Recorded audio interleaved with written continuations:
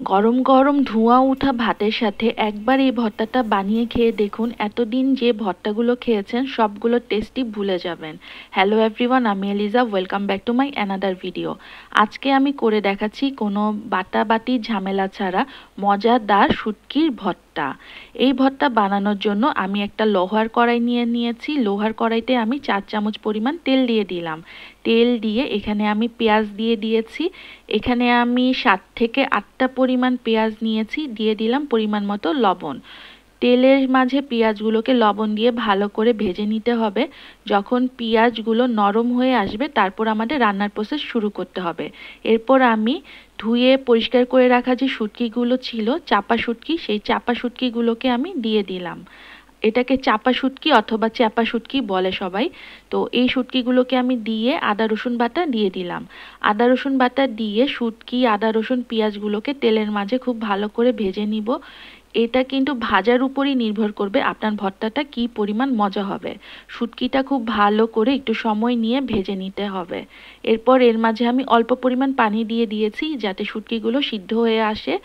মনে রাখতে হবে পানির পরিমাণ খুবই কম দিতে হবে, বেশি পানি ব্যবহার করা যাবে না। এরপর দিয়ে দিয়েছি রসুন কুচি। এখানে আমি রসুনগুলোকে ছোট ছোট পিস করে কিউব করে এর মাঝে দিয়ে দিলাম।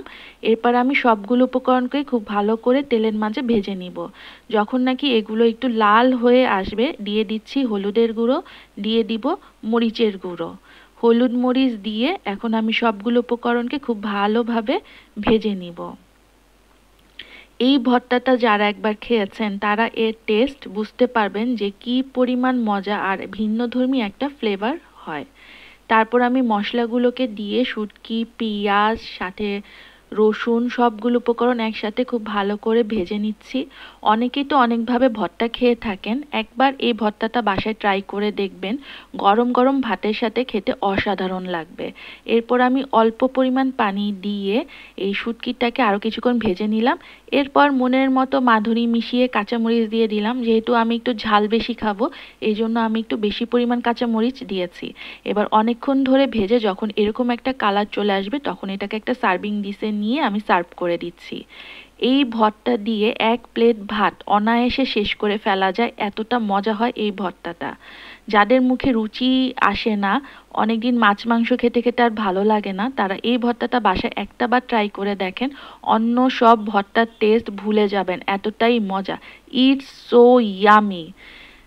আজকের জন্য আপনাদের কাছ থেকে বিদায় নিচ্ছি। আমার এই সিম্পল ভিডিওগুলো যদি ভালো লেগে থাকে আমার চ্যানেলটাকে সাবস্ক্রাইব করে ফলো দিয়ে লাইক দিয়ে পাশে থাকার জন্য অনুরোধ জানাচ্ছি। আল্লাহ হাফেজ।